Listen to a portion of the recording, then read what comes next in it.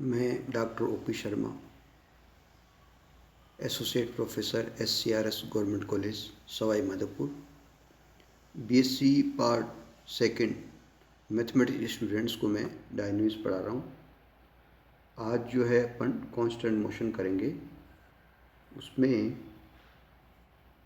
अपन करने जा रहे हैं motion of a heavy particle compelled to move on a smooth fixed curve in a vertical plane.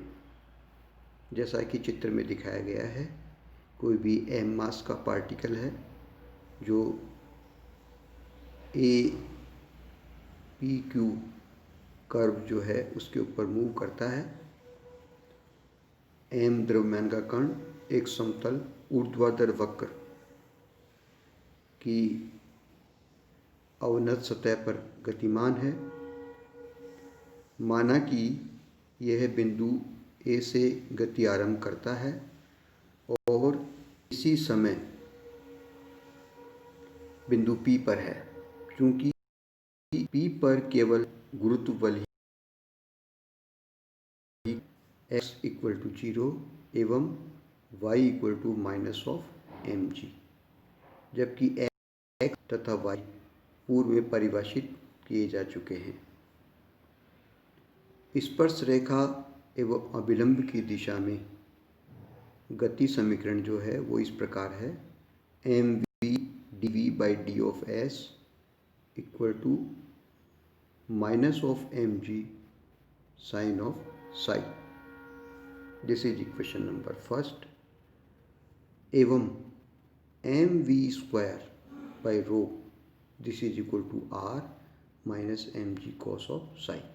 क्योंकि r opposite direction में है और mg के विपरीत दिशा में है, इसलिए equation second mv²/ρ = r -mg cos of psi।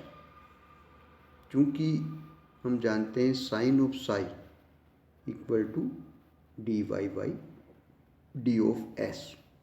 अब समीकरण 1 से, समीकरण 1 में है mv dv/d of s this is equal to -mg sine of psi. यहाँ साइन ऑफ साई की अपन वैल्यू रखते हैं dy/d of s।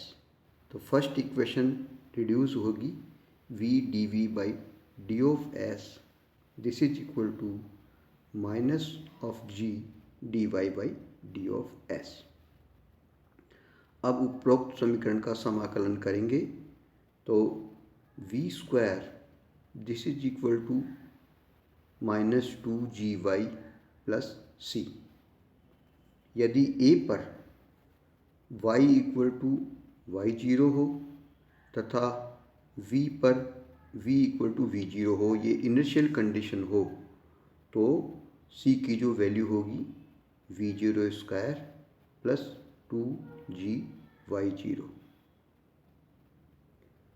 अब हम c की वैल्यू रखते हैं उपरोक्त इक्वेशन में, तो हमारे पास आती है v² - v02 this is equal to -2gy - y0। Simplification करने पर ये प्राप्त होती है।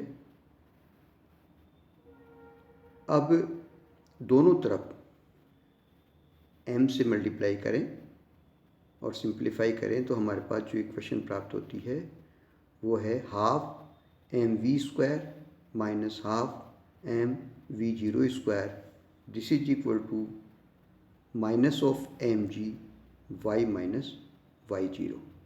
Equation number third.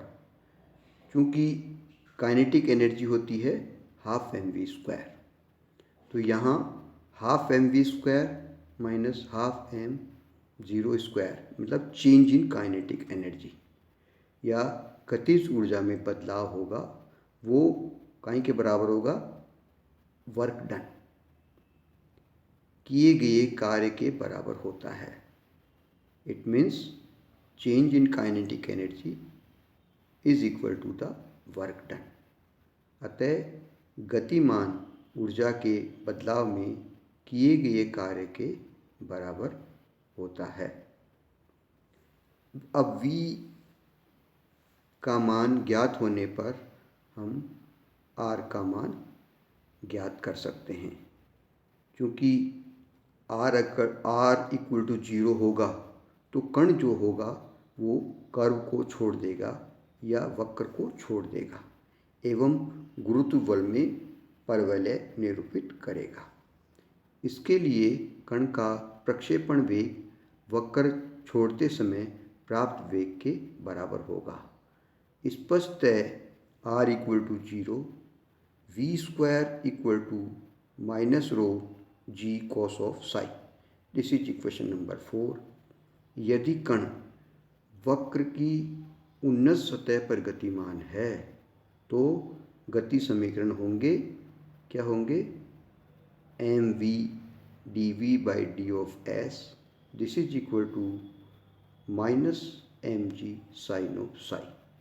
This is equation number 5 and m v square by rho this is equal to m g cos of psi minus r. This is equation number 2। इस तरह से ये कोई भी कण जब वक्र की उन्नत सतह पर गतिमान होता है तो गति के समीकरण इस प्रकार होते हैं। इस तरह से ये कांस्टेंट मोशन है अपने। Thank you.